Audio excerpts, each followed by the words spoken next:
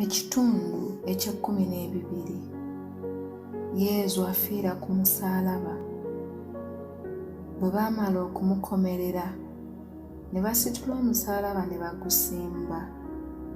Yezu n'alengejjera okwo nga taliiko nawe yeekubirira. Awo Yezu n'asabira abamukomeredde nti, "Kitange, basonyiwe, kubanga tebamanyi kye bakola." Enkalamata n'eryoka emukaabya nti, "Ennyonta ennuma nnyo." Awo abaaliwo ne bamuweereza endulwe. Omulokozi n'akaaba ekiwoobe ekinene nti, "Kitange, nziza gy'oli omwoyo gwange." N'afa. Ayi mulokozi waffe omwagalwa ennyo, omaze okufa okubeera ffe, naffe twagala okufa okubeera ggwe. Leero bwe tunaabuuzibwa ku bino byombi, okufa oba okwonoona, tunaalondawo okufa ne tulekawo okwonoona. Kitaffe ali mu ggulu, erinnya lyo litiibwe. Obwakabaka bwo bujje, by'oyagala bikolebwe mu nsi nga bwe bikolebwa mu ggulu.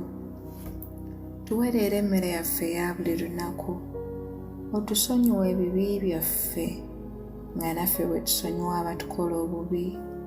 Totutwala mu kukemebwa, naye tulokole mu bubi. Amiina.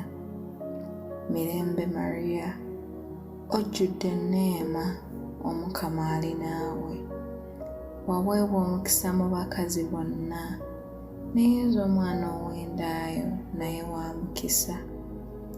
Mariya omutuukirivu nnyina Katonda, tusabire ffe aboonoonyi, kaakano ne mu kaseera ak'okufa kwaffe. Amiina. Ekitiibwa kibe ekya Patri n'ekya Mwana n'ekya Mwoyo Omutuukirivu, nga bwe kyaliwo olubereberye na kaakano ne bulijjo, emirembe n'emirembe. Amiina. Ayi Mukama tusaasire, ayi Mukama tusaasire. Emyoyo gy'abakkiriza Katonda agikwatirwe ekisa, agiwa ekiwummulo eky'emirembe. Amiina. Ebiwundu ebya Yezu, ayi Mariya obyolanga mu myoyo gy'abaana bo.